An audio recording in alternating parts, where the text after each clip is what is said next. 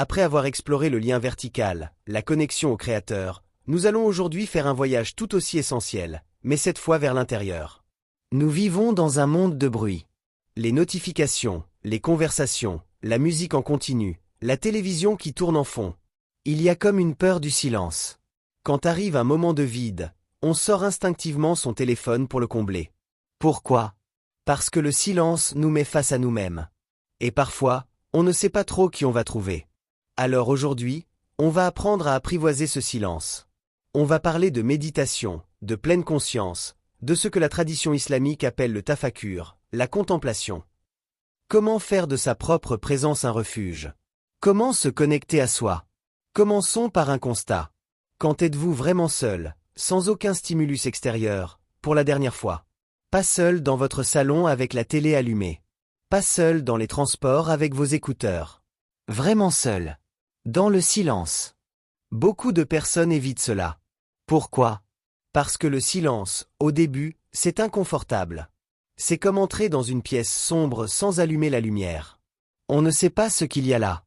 Le mental en profite pour faire du bruit à sa manière. Mais voilà, ce bruit intérieur, il est déjà là. Le silence extérieur ne le crée pas, il le révèle. C'est comme un lac agité.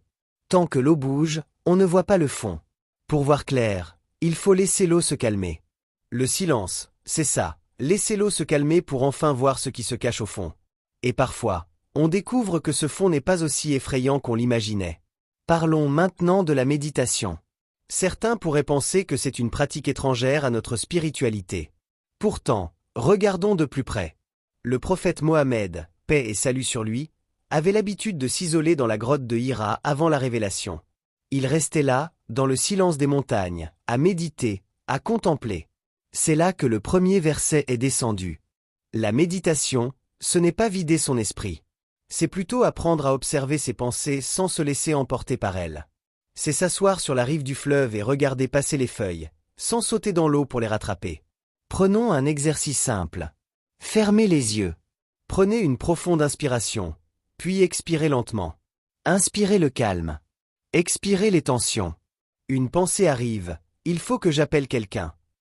Au lieu de suivre cette pensée, vous la regardez passer. Une autre arrive, je suis en retard. Vous la regardez passer. Vous ne les jugez pas, vous ne les chassez pas. Vous les laissez simplement flotter, comme des nuages dans le ciel. Votre âme, elle, est le ciel. Pas les nuages. Le ciel reste calme, quoi qu'il passe. Dans la tradition islamique, on appelle cela le tafakkur ou le tadabbur. C'est une forme de méditation profonde sur les signes de Dieu. Le Coran nous invite constamment à réfléchir. Ne médite-t-il donc pas sur le Coran? Surah Muhammad, verset 24. Il y a des signes pour ceux qui réfléchissent. Le tafakkur, c'est prendre un moment pour contempler une chose, une seule, avec intensité. Par exemple, regarder une plante. Comment pousse-t-elle? Qui fait sortir le ver de la terre sèche? D'où vient cette vie? Et à travers cette contemplation, on remonte à la source. C'est une forme de connexion à soi, mais aussi au Créateur à travers sa création. C'est une pause active. Le prophète disait, 1 heure de méditation vaut mieux qu'une année d'adoration, selon certains savants. Parce que la méditation, c'est l'acte de présence. On est là, totalement, avec son cœur, son esprit, son âme. Pas dans le passé, pas dans le futur. Ici et maintenant. Alors, comment faire concrètement? Comment faire de sa propre présence un refuge dans le tumulte du quotidien? Voici 3 petites pratiques simples à glisser dans votre journée. 3 fois par jour, arrêtez-vous 1 minute. Juste 1 minute. Prenez une profonde respiration. Sentez l'air entrer et sortir. C'est tout. Vous serez surpris de voir à quel point cette minute change votre état. Avant de dormir, allongez, parcourez mentalement votre corps. La tête, les épaules, la poitrine, les mains, le ventre, les jambes, les pieds. Sentez les tensions. C'est une manière de dire à votre corps, je te vois, je t'écoute. Dans votre journée, choisissez un moment banal, boire un verre d'eau, voir un rayon de soleil, et arrêtez-vous. Prenez conscience de ce moment. Dites dans votre cœur, merci. Cette pause ancre l'âme dans le présent. Ces pratiques, toutes simples, transforment notre relation à nous-mêmes. On passe de l'agitation à la présence.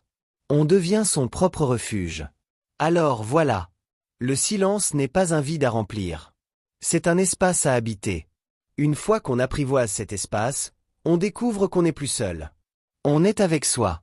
Et quand on est bien avec soi, on est bien avec les autres, avec le monde, avec Dieu. Une personne qui a fait la paix avec son intérieur, vous la reconnaissez.